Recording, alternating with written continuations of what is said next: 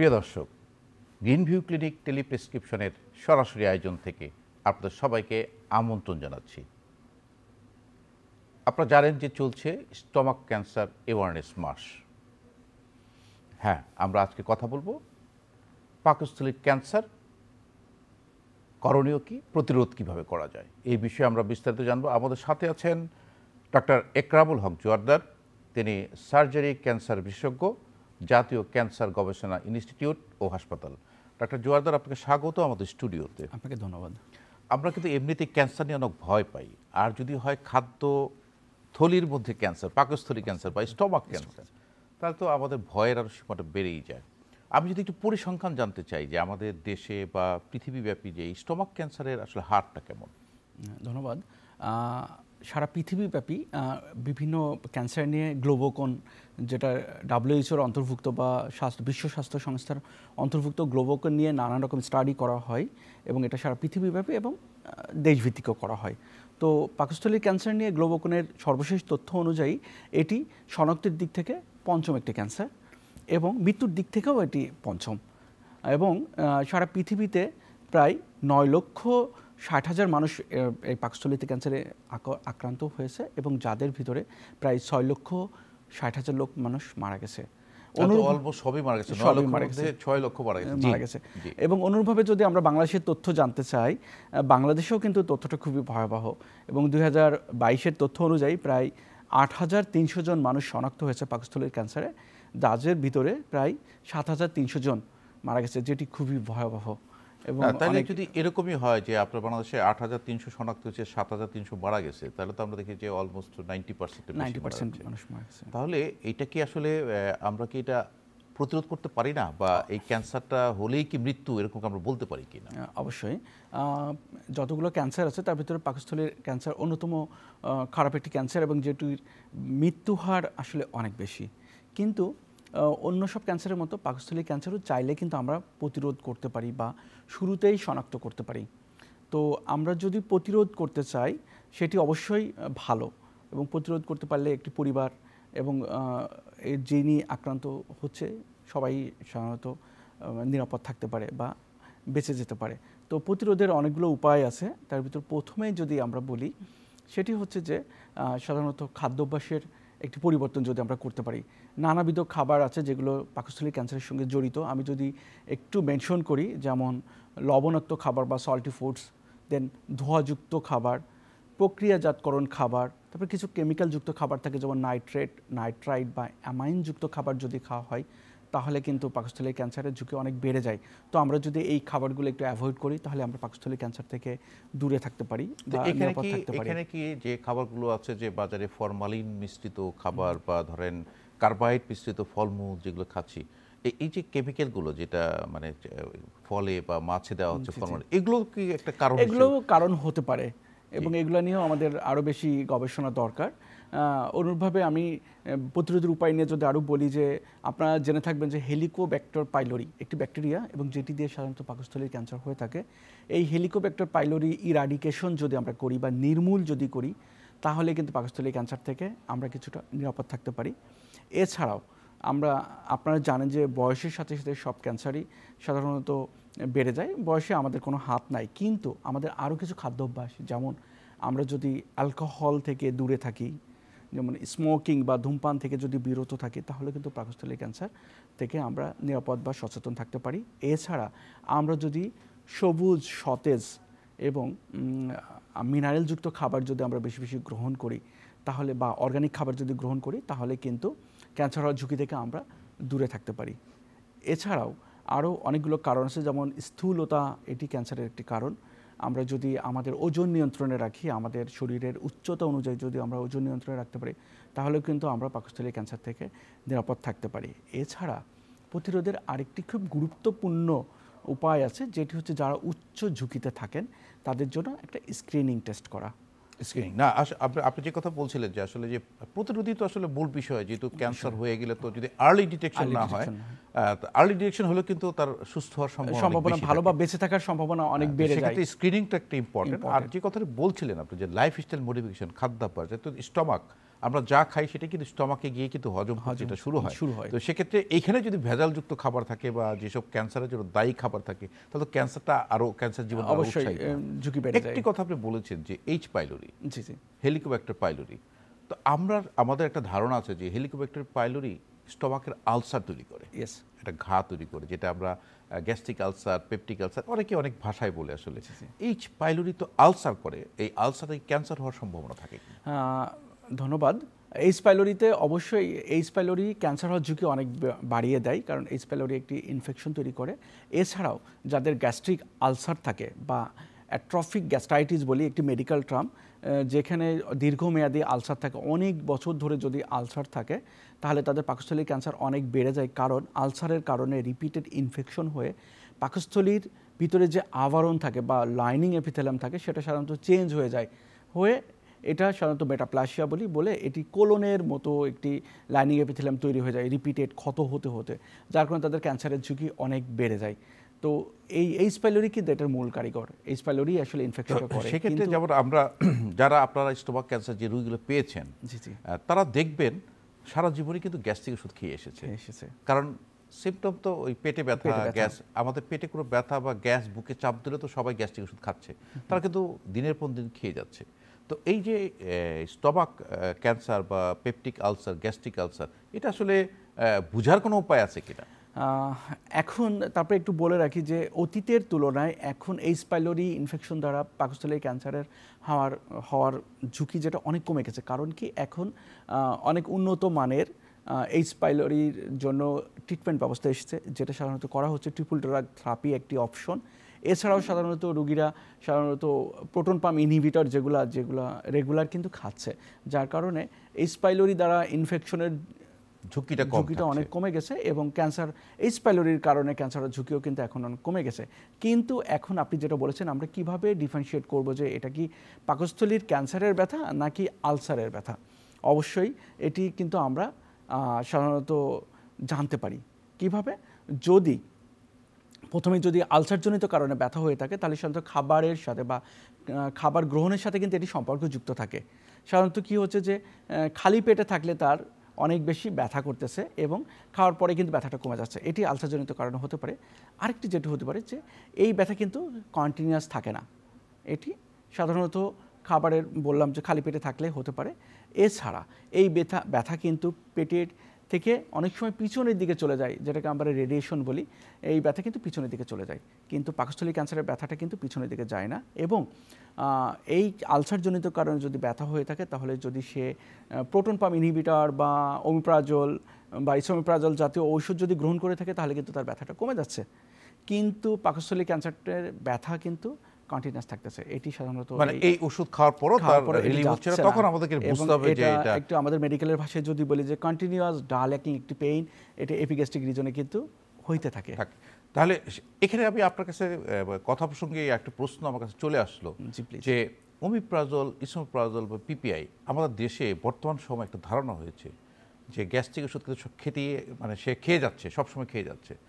এখন গ্যাস্ট্রিক ওষুধের কারণে ক্যান্সার হওয়ার সম্ভাবনা আছে কিনা, এবং হতে পারে এই ধারণা থেকে অনেক কিন্তু পিপিআই, মানে যেটা আপনি বলছিলেন ওমিপ্রাজল, ইসোমিপ্রাজল খাওয়া থেকে বিরত থাকছে, এটার সাথে কোনো রিলেশন আছে? এমন একটি স্টাডি আছে, যেমন প্রকৃতির নিয়মেই তো আমাদের শরীর পাকস্থলীতে যখন কোনো খাবার যায়, তখন কিন্তু শরীর থেকেই প্রকৃতির নিয়মে কিন্তু তার একটি অ্যাসিড নির্গত হচ্ছে, যে হাইড্রোক্লোরাইড অ্যাসিড নির্গত হচ্ছে, এবং এই অ্যাসিড হজমে সাহায্য করতেছে। এছাড়া পেটের ভিতর যদি কোনো টক্সিন বা কোনো কিছু যায়, সেগুলোকেও কিন্তু সে কিল করতেছে। কিন্তু আমরা যখনই কন্টিনিউয়াস এই প্রোটন পাম্প ইনহিবিটর খেয়ে যাচ্ছি, তখন কিন্তু এই প্রক্রিয়াতে কিন্তু বাধাগ্রস্ত হচ্ছে, তখন কিন্তু একটা ক্যান্সার হওয়ার ঝুঁকি থেকে যায়। তো সেক্ষেত্রে আসলে প্রয়োজন মতো এবং পরিমিত সারা জীবনের জন্য খাওয়া উচিত নয়। আচ্ছা, আমরা যদি স্টমাক ক্যান্সার নিয়ে কথা বলছিলাম, আসলে স্টমাক ক্যান্সারটা আর্লি ডিটেকশন, আপনি বলছিলেন যে স্ক্রিনিং করার একটা প্রতিরোধের অন্যতম উপায় কি, স্ক্রিনিং আমরা করব?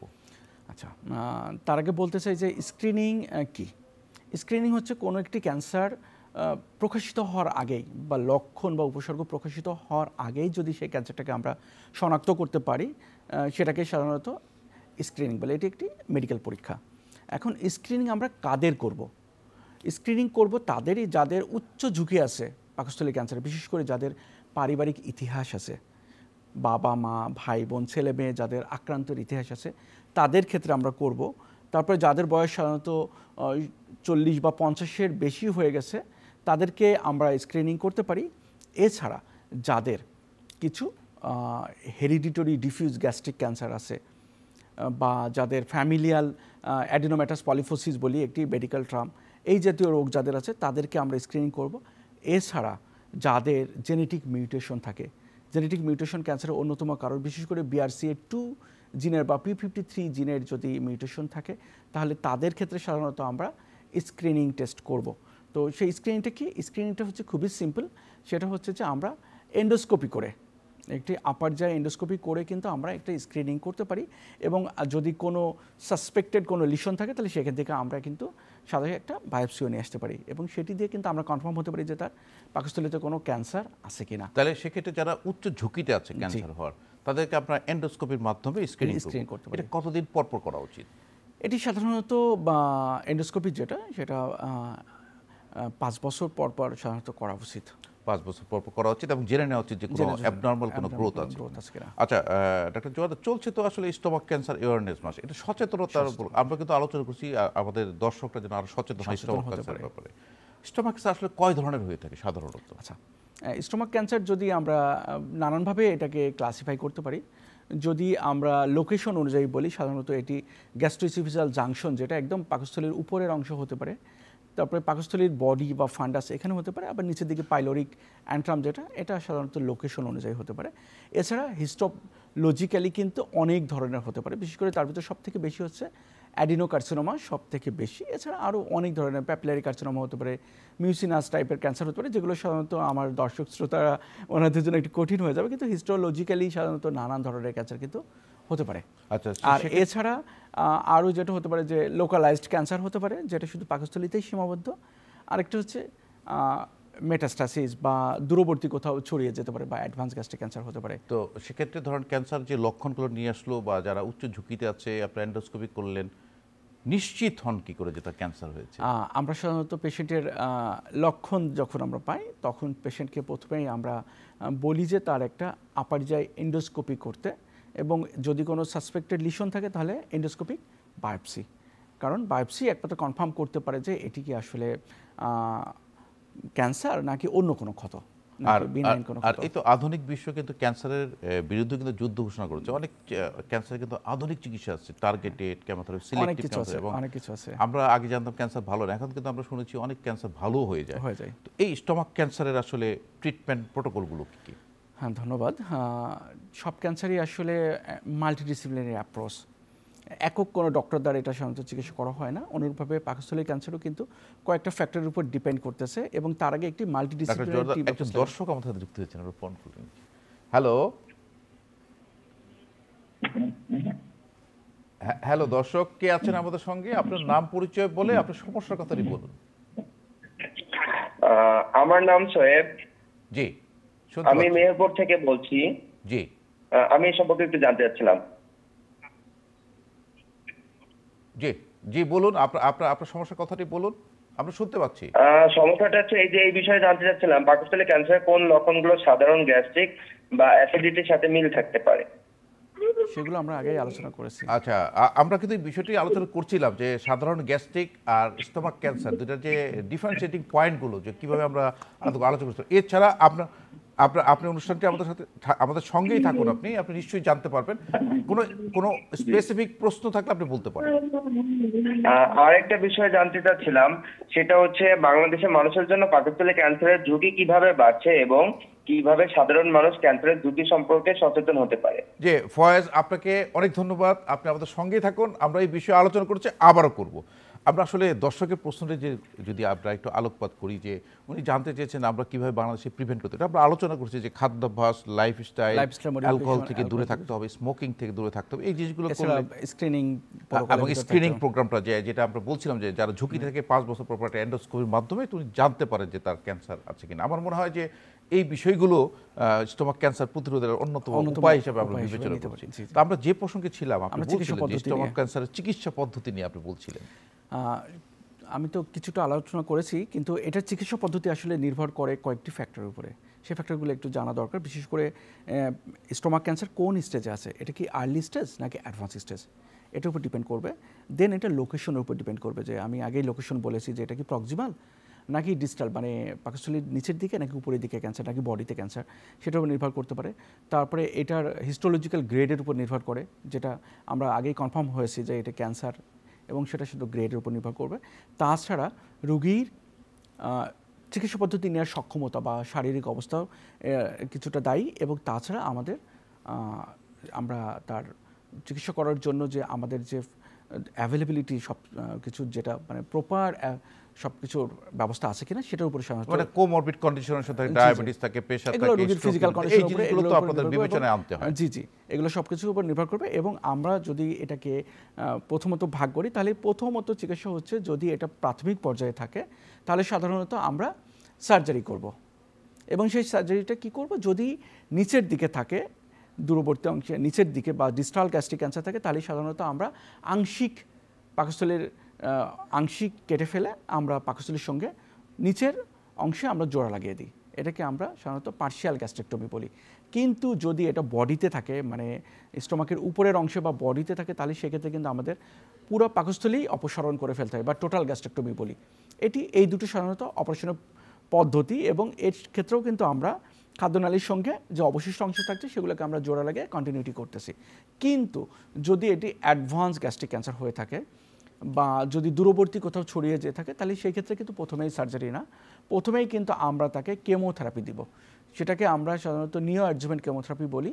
এই কেমোথেরাপি দিয়ে আমরা ক্যান্সারটাকে আমরা কমিয়ে নিয়ে আসবো, বা টিউমার যদি অনেক বড় থাকে তাহলে সেটাকে আমরা ছোট করে অপারেবল কন্ডিশনে যদি আসে, সাধারণত আমরা 3 সাইকেল বা 6 সাইকেল অথবা কোনো প্রোটোকলে সাধারণত 4 সাইকেল বা 8 সাইকেল কেমো দিয়ে দেন এটাকে আবার আমরা রিঅ্যাসেস করি, যে এটার অপারেবিলিটি অ্যাসেস করি, যে এটা আসলে সে অপারেশনযোগ্য হলো কিনা।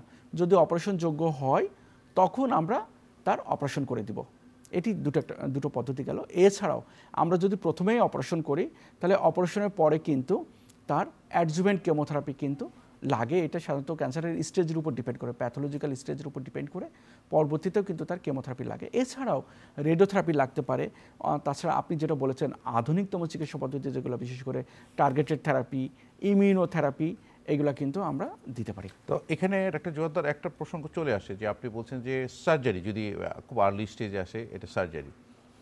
আসলে সার্জারি, আপনি তো একজন ক্যান্সার সার্জন, জি, কিন্তু সার্জারি আসলে কারা করবে? এই ধরনের একটা ক্যান্সার, স্টোমাকে ক্যান্সার, তো সার্জন তো এখন তো ভাগ করা আছে, সব ডিপার্টমেন্ট ভাগ করা আছে, লিভার ক্যান্সার, আপনার এন্ডোস্কোপিক সার্জন, অনেক ভাগ করা আছে। তো এটা আসলে স্টোমাকে ক্যান্সার সার্জন কে হবে, বা কাদেরকে দিয়ে করা উচিত?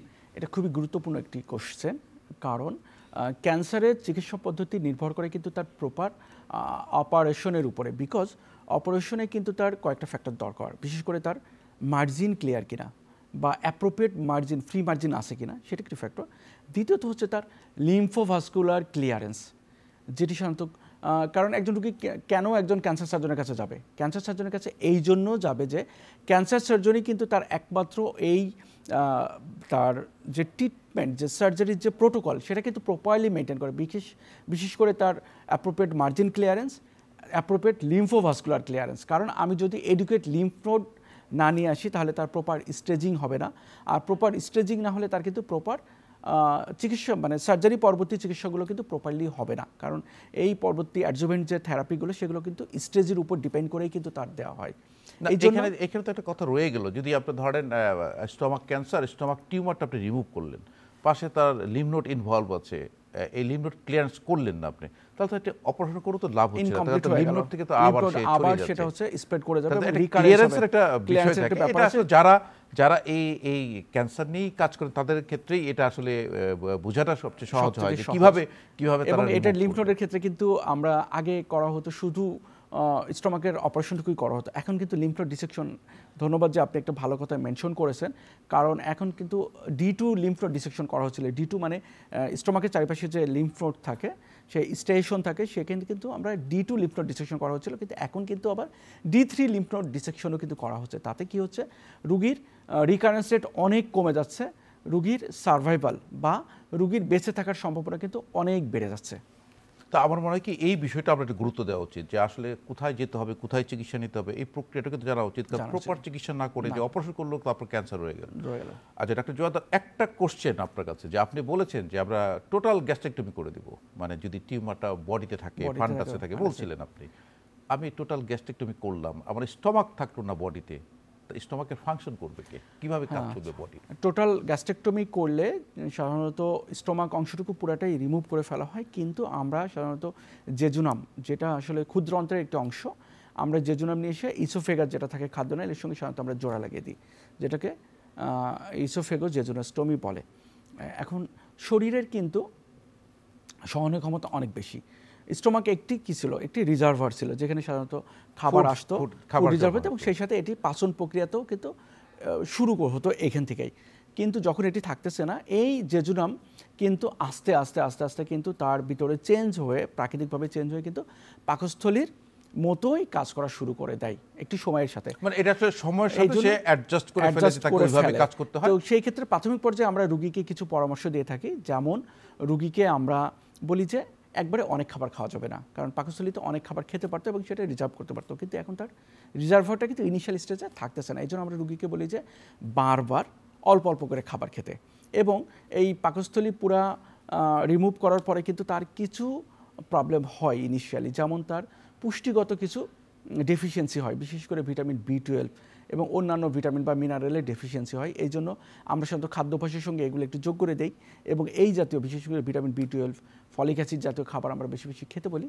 এছাড়া তার কিছু প্রবলেম হয়, যেমন ডাম্পিং সিনড্রোম বলি আমরা, যেহেতু রিজার্ভার থাকতেছে না, তার খাবার খাওয়ার পরপরই সাধারণত এটি নিচের দিকে চলে যাচ্ছে, এবং কিছু প্রাথমিক পর্যায়ে কিছু কমপ্লিকেশন হতে পারে, যেমন তার গ্লুকোজ লেভেল বেড়ে যেতে পারে, রোগীর সোয়েটিং হতে পারে, রোগী অনেক সময় হাইপোগ্লাইসেমিক ইফেক্ট হয়, কিছু আর্লি ডাম্পিং, লেস ডাম্পিং, কিছু কমপ্লিকেশন হয়। এই জন্য রোগীকে সাধারণত আমরা বলি যে অল্প অল্প করে খাবার বারবার খাবে, এবং খাওয়ার পরপরই সাধারণত রোগী মানে দাঁড়িয়ে থাকবে না, কারণ দাঁড়িয়ে থাকলে এটা তাড়াতাড়ি খাবারটা নিচে দিকে চলে যায়, একটু শুয়ে থাকবে বা রেস্ট নেবে, এবং গ্লুকোজ কন্টেনিং খাবার অনেক বেশি খাবে না ইনিশিয়ালি। প্রায় শেষ পর্যায়ে, কিন্তু একটি কথা না বললেই নয়, আমরা পত্রিকায় দেখি 100% গ্যারান্টি সহকারে ক্যান্সার চিকিৎসা করা হয়, মানে একদম 100 গ্যারান্টি। তো এইটা বিষয়ে যদি একটু বলতেন যে আসলে এটা কতটুকু এটা জাস্টিফাইড, বা অনেক রোগীরা প্রতারিতও হচ্ছে, সেই বিষয়টা যদি একটু বলে আমরা অনুষ্ঠান শেষ করব। আচ্ছা, যেখানে আপনারা পত্রিকার চটকদার অথবা রাস্তার ধারে বিভিন্ন লিফলেট, স্টেশন, ট্রেন, বাস, বিভিন্ন লিফলেট দেখে আপনারা আকর্ষিত হবেন না বা প্রতারিত হবেন না, কারণ একমাত্র মানে যারা ডক্টর আছেন তারাই কিন্তু আধুনিকতম এবং সায়েন্টিফিক ওয়েতেই চিকিৎসা করা হয়ে থাকে, এবং আপনারা জানবেন যে চিকিৎসা পদ্ধতি কিন্তু একক কোনো ব্যক্তির মতামত অনুযায়ী চিকিৎসা হয় না। এই ক্যান্সারের চিকিৎসা কিন্তু একটি নির্দিষ্ট গাইডলাইন মেনে করা হয়, এবং সারা পৃথিবীতেই কিন্তু এই গাইডলাইন আমরা ফলো করি। সুতরাং আপনারা যত্রতত্র বিজ্ঞাপন দেখে প্রতারিত হবেন না। আপনারা অবশ্যই যদি কোনো লক্ষণ থেকে থাকে, তাহলে একজন অন্ততপক্ষে একজন সার্জারি বিশেষজ্ঞ, আর যদি সম্ভব হয় অবশ্যই বলবো একজন ক্যান্সার সার্জন বা ক্যান্সার বিশেষজ্ঞ ডক্টরের শরণাপন্ন হবেন, কারণ একজন ক্যান্সার সার্জন বা ক্যান্সার বিশেষজ্ঞ ডক্টরই আপনাকে ক্যান্সারের সঠিক পরামর্শ এবং চিকিৎসা। অনেক ধন্যবাদ ডাক্তার একরামুল হক জোয়ারদার, আপনার সুন্দর পরামর্শের জন্য আপনাকে ধন্যবাদ।